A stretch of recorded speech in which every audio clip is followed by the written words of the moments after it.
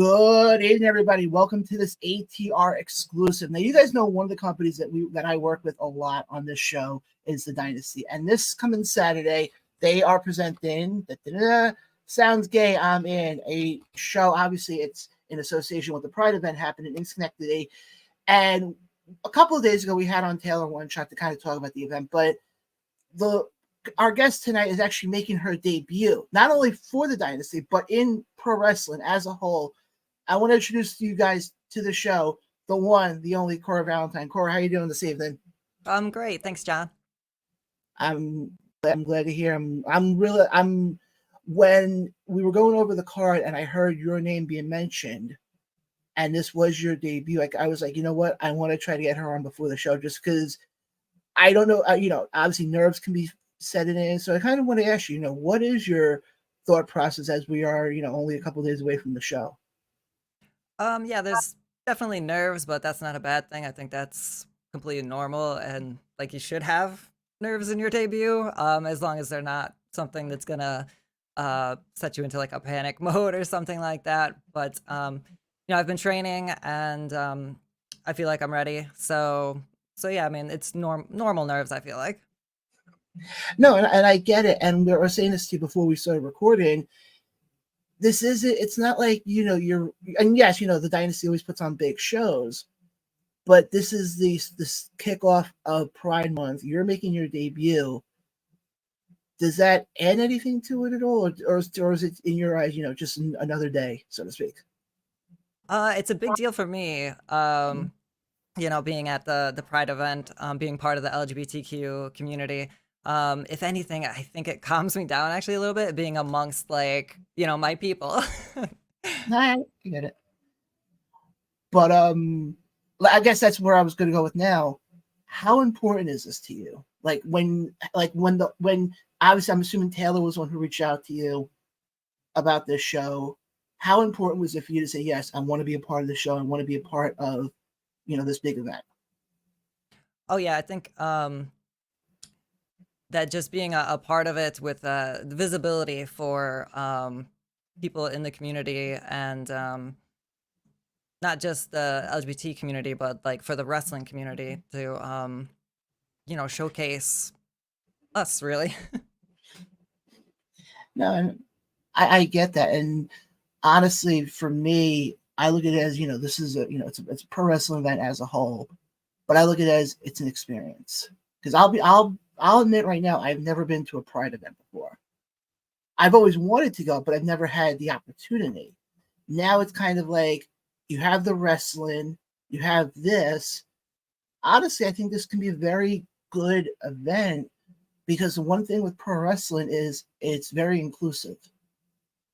But for the most part, I don't want to get people to get misconstrued with that with other issues when it comes to pro wrestling, but for the most part, it's it's all walks of life are in pro wrestling. Yeah, that's kind of what I found out as well, once I joined. The LGBT community is very accepting, as well. So I didn't know, stepping into the wrestling world, what that would be like for someone like me. And it was like from day one that everybody was just amazing, really. Super accepting, welcoming, helping. It's really been great. You brought up that you walked into wrestling. I kind of want to go into that for a little bit now. What got you into pro wrestling? Well, I started in probably high school. Um, I'm a bit older, so it was like Attitude Era. I had watched some as a child, but then I really got into it, I think, for the Attitude Era, and it helped that I have two younger brothers, and I think they were into it more than I was. But just having that bond with them over wrestling. So I think that's where it started. Life just kind of took over, and I think I got away from really following it super closely. And now here we are again, and it was my brothers again that they brought me back in. They said, "Hey, you should start watching again. Like wrestling's good again." And so started watching again, watching with them. Saw a local show near me, and was encouraged to be like, "Hey, I think you could do this." And so it got me thinking, like, "Oh, maybe I can have somewhat of an athletic background." And I was fortunate enough to have a school pretty close by to me, and just started training. You said you were kind of athletic. What sports did you play growing up? So high school, it was like baseball, soccer, um, and then after high school, I got into martial arts and did martial arts for a little over 10 years. Um, that was a base in karate, but we did everything. I mean, jujitsu, kung fu. We really dipped into everything. I myself have done. I mean, I decided years ago after I went through playing baseball, tried football, tried basketball, that I'm better off on the other side of the barricade because I'm not an athlete at all. But one of the things I did try was karate, and I kind of found it very soothing a lot of times because I felt that you were able to, in a peaceful way, kind of take out your aggression. If Absolutely. that makes sense. Yeah, totally. And I think there's also, at least I found out through my training, kind of a spiritual side to it as well. And just a boost in your confidence, I think, because for the most part, unless you're doing tournaments or something like that, I mean, it's really just you training yourself to see how far you can go. Unfortunately, not all of us are going to be Karate Kid or Cobra Kai, and sweep the leg and all that stuff. There are people who are probably going to watch us who are going sweep the leg. What is he talking about? Google it or go to Netflix. There's a lovely show called Cobra Kai. I highly recommend it. But you said before that you have a school nearby you. Isn't it UWE? It is. It's Upstate Wrestling Entertainment in Oneida. Yep, I'm very familiar with that area. I've obviously been up there for the tapings for basically every taping that they've done since they started doing the tapings. How did you get? How did you find out about UWA? It was at a Immortal show, Immortal Championship Wrestling. They had like a table and a booth there. Um, so that's when I first heard about them, and then I actually went to it was an Alex Shelley seminar, and I didn't have any training yet, but I went and listened and observed, and I met um, the trainer for UW at the time was Bin Hameen. So I met him there and talked with him. And yeah, I don't want to say they convinced me to come to the school because I already wanted to go, but yeah, meeting him was great. You mentioned Bin Hameen. I just wanted give a quick congratulations out because it was announced earlier today actually that Bin Hameen is the second inductee into the inaugural class for the Immortal Hall of Fame. Yes, So I just definitely, saw that actually. That's amazing. I think right now the two that were announced were him and Chip Stenson. Yes, yes, Were the two, and honestly, two guys who I think deserve it. Who I think now, what I'm just curious to see with both of them is who does the inductions for them. oh yeah. Because I have two theories in mind of who I think it should be. For me, if it's Chip, there's only one logical choice of who it should be to induct him. As much as everybody thinks he's a pain in the ass, but I think it should be Shane. I really Okay. think it would just fit perfectly. And then on the other side with Ben, I mean, yeah, I mean, that guy has pretty much done everything in Immortal for the most part. But I think the one who should induct him is Blaze. I think it just works, makes the most sense. I mean, you think of Ben, the first person most people think of is Blaze when especially the run they had. But that's for another conversation. I just wanted to mention that before because I know the way my mind works. I'll do my show live on Tuesday. I'll sit there after the show and go, "There was something I should have said," and that's what it would have been. So, Mm. but I just want to go back. So, growing up, were you in your house? Was it more WWE or WCW growing up, Definitely WWE. or WWF? I have to, it Right. wasn't me until I think like 01 or 02. hmm But was there a wrestler growing? when you were growing up that you were like, okay, made you want to become a wrestler, or it was just the whole sport of it? I think it was the whole sport of it. I wouldn't say there's one specific wrestler that I saw that really made me want to be a wrestler. There were some that like I really admired, but I don't think I ever thought like that I could do what they do. Going to the more earlier to mid '90s, it'd be like Bret Hart, Shawn Michaels, and then in the Attitude Era, I loved watching the Hardy Boys. But doing all the flips and stuff like that, I just thought that was so cool, so amazing. I know I'm kind of jumping back and forth here for a second, but I'm just trying to, covering everything here. I just want to go back to the stuff with UWE here for a second. Correct me if I'm wrong here, but you're the only female who's getting trained there now, correct? Yes, that's correct. Now, does that add anything, being that you are the only female? I know, and believe me, I know some of the guys who are up there, and some of them could become pain in the ass after a while. Not mentioning names here, but I think you know who I'm talking about. How is that? How's that been? Being the only female, training with all these guys. Yeah, I think I forget at times, 'cause, I feel like I'm just, you know, we're all one kind of, like, I don't necessarily see, um, a difference, we're all just training together, and, for the most part, I guess I don't really think about it.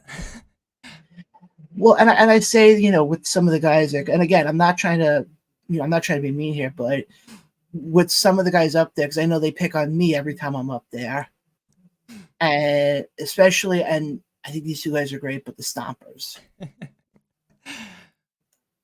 I Yeah. think are two. So now, in the training, is there been somebody who's kind of taking you under their wing to kind of show you, or is it kind of been, everybody?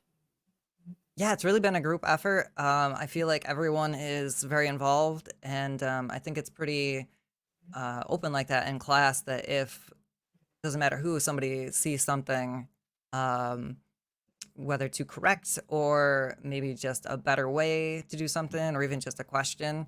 I think it's all been done respectfully, and everyone's really just there helping each other. And because really, and I actually kind of admire that, because the one thing that annoys me is when you get these, like, you know, and you see this a lot in wrestling. It's, well, I don't want to help you because it's not going to help me, Mhm. type of deal. And I see it, and obviously I'm coming at this from a fan's perspective, so it's a much different outlook. And I keep saying that, even though I've had everybody tell me at this point that I'm in the industry. Mhm. I mean, physically, I'm in the industry because of doing the show for the last 3 years, and all that stuff. But in my mind, I'll always be that fan first. And like when they're doing, like, pre-show stuff, and it's like, oh, we're gonna go over the card. I'm like, nope, you guys do that over there. I don't want to know that part. And that's just how I've been. And I don't know where I was going with that. My point was, yeah, now I remember. My point was this. I give you a lot of credit, being the only female in there, and oh no, what I was, yeah, the admiring part is that, there's no, it's almost like there's no ego when it comes to UWA, if that makes sense. No, that's exactly it. Everyone also feels very genuine with their support for each other. Everyone really is rooting for everyone else to succeed.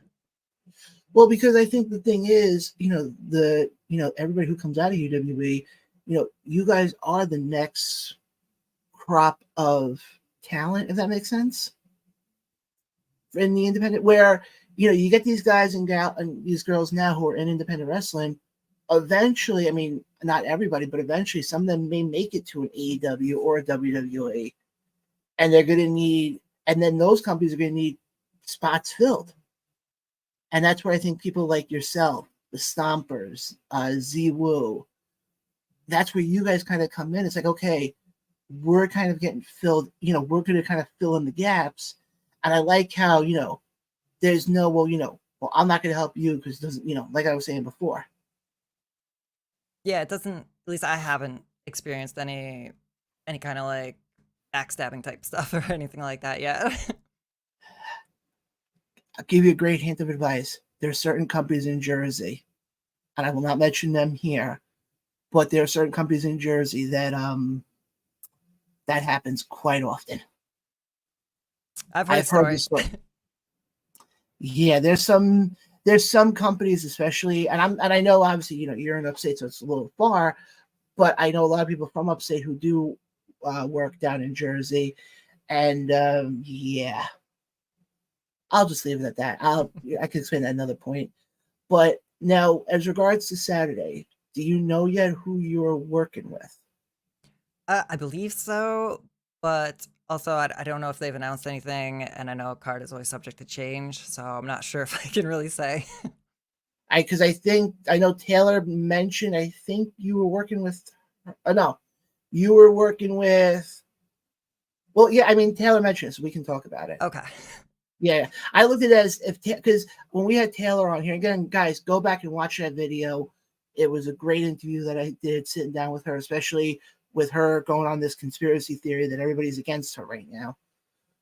We did go over the card, so it's out there. People know. People, if you saw the video, people already know the card because I think there's a triple threat match. I know featuring Black Rose, Fury, and Blackwell, the pirate guy. I don't know if that's his name, but all I know is he's the pirate guy. That's all I know. But I think you were taking on.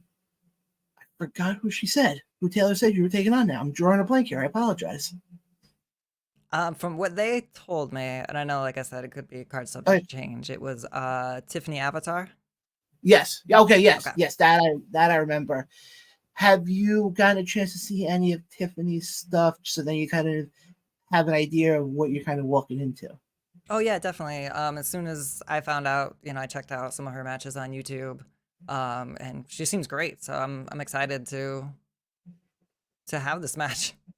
Oh no, Tiffany. I mean, the fact that they're giving you Tiffany in your first match, I think you couldn't ask for a better opponent because she kind of falls into that.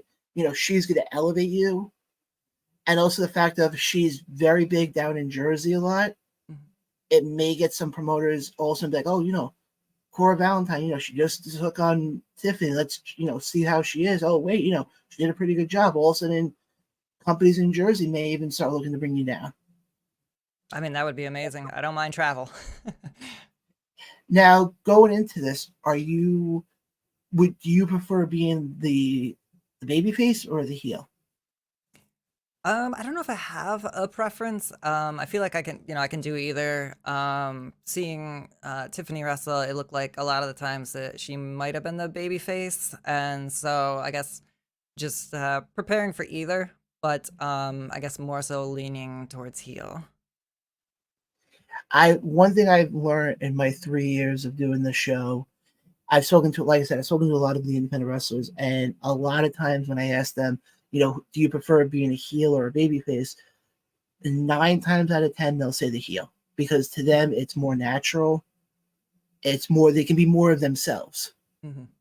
than if you had to be the baby face and, but again, you see it a lot on independent wrestling where you have wrestlers who are a straight up baby face. And I mean, I'll give a great example.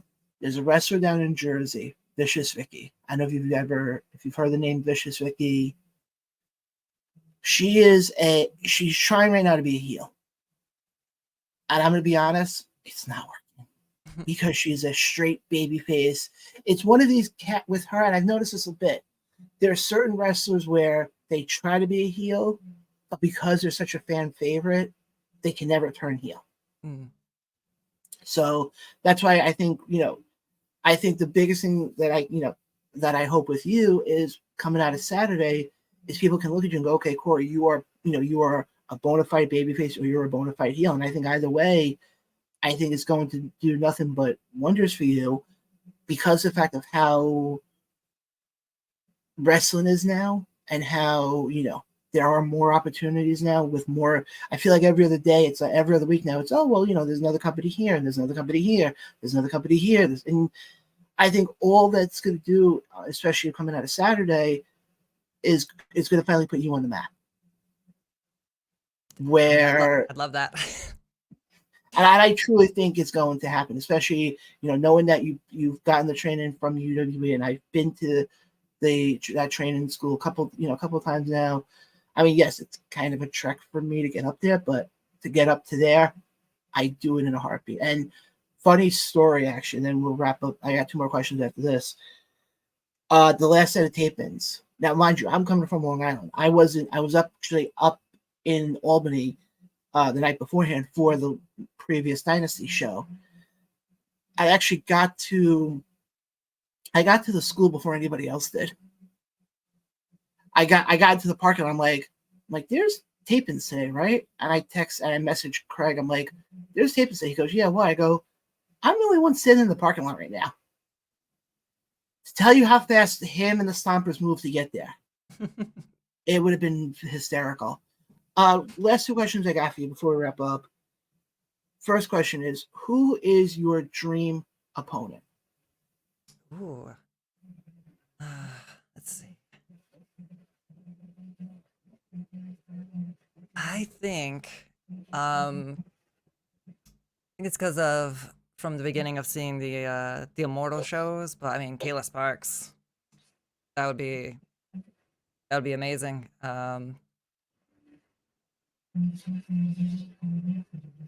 It's funny that you say Kayla, because every time I've asked that question to any of the other independent wrestlers, I always get the same comment of, "Oh, give me Bret Hart, give me Shawn Michaels, give me Lita."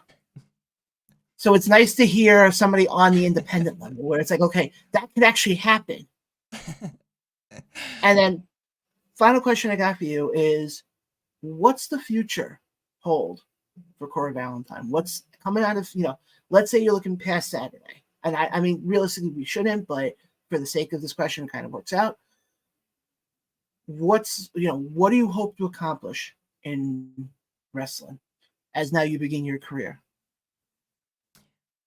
Again, age-wise, I may not look it, but I've got some years on me, a lot of life experiences, and I feel like this is just adding to those life experiences. And I would love to do like an independent run throughout the Northeast. I mean, that'd be amazing. I still have a lot of training to do.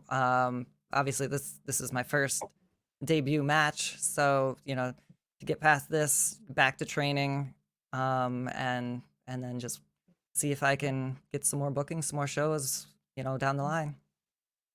Absolutely, Cora. I appreciate you hopping on. I cannot wait to see you in action on Saturday. Saturday's going to be a lot of fun, and the door is always open for you whenever you like to come back on. I tell people the door is always open, but honestly, at this point, I took the door off the hinges. At this point, so because I always look this way, I try to use this platform for independent wrestlers like yourself to kind of get your name out there. So, like I said, I cannot wait to see what you have in store on Saturday. I do want to wish you good luck in your match. I know this is your debut, and I want nothing but success for you. Thank you so much, John. I really appreciate that, and thank you so much for having me on. Oh, absolutely. And where can the fans connect with you on social media? Yes. On Facebook, you can find me at Cora Valentine, and I believe it's the same on Instagram. Guys, definitely go check out Cora Valentine. Go check out UWE. And guys, go support independent wrestling. But for Cora, I'm John. This has been an ATR exclusive right here on the Around the Ropes podcast YouTube channel, or you listen to us on Spotify. We'll catch you guys here next time right here on the Around the Ropes YouTube channel.